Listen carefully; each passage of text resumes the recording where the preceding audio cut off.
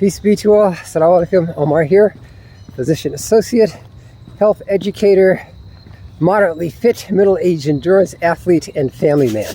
So today is my birthday. I was born September 7th, 1968. So I'm 56 years old today, which is kind of mind-blowing to me because there was a time that sounded very old. And by today's standards, I think I'm what's called a young elderly person, depending on which tables you look at. But I feel very fit and quite young. It's quite relative, I guess. But I wanted to share some thoughts with you guys. You know, in my 56 years, I have been able to accomplish a lot of things by first God's grace and the gifts He's given me, and a lot of hard work and stick-to-itiveness. So for that, I say, you know, keep trying to strive towards your goals, no matter how modest or lofty they may seem, even if they're quite quixotic to others, and they're saying you'll never accomplish that. Understand that there will be people in your life, including friends and family members, who will make disparaging comments about you. And now in this age of the worldwide internet, there's a bunch of trolls out there, and they're going to put you down for whatever reason. You know, whether it's how you look, how you sound, you know, their own insecurities.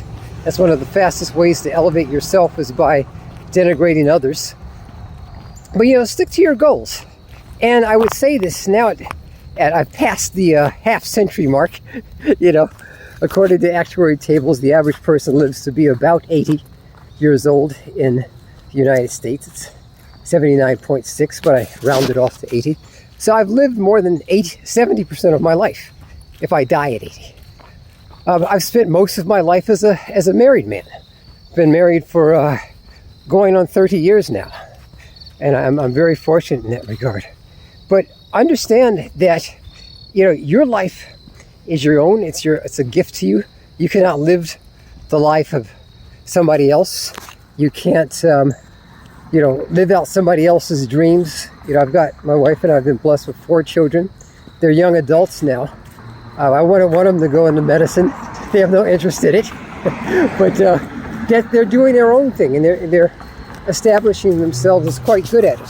So I'm very proud of them in that regard. So that segues to another thing. You know, encourage those around you if they're doing something positive, even if it's not something that you set out to do, you know, or you know, the goal of yours. Try to be a force for good. Be a positive influence. You know, life goes by very fast, man. Yeah, that's what I meant to say. 56 years, it kind of snuck up on me. And we were on, my wife and I were at an event at Howard University, which is where we met back in 1993.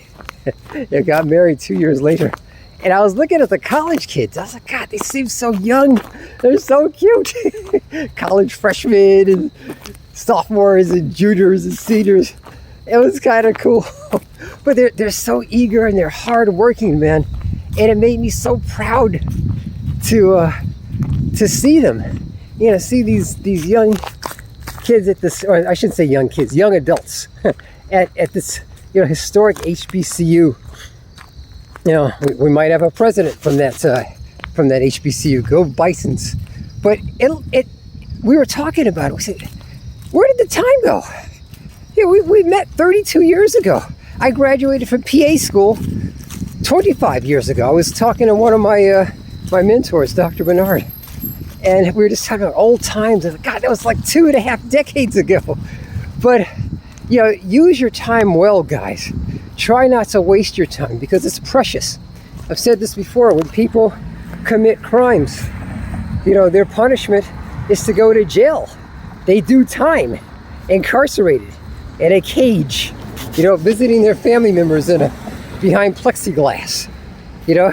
So make wise decisions, you know, while you're here. But that shows you how precious time is when it's taken away as a punishment. That's it for now. I wish you guys the best of success in your positive endeavors. If you want to be a physician assistant, now called physician associate like me, I've been doing it for almost 25 years now. Feel free to reach out to me. I also hold a doctorate in health education. I worked very hard for it. I'll talk to you guys about that if you're interested in a career as a health educator. Both careers have been very rewarding, and I use them together. All right, guys, take care. Peace.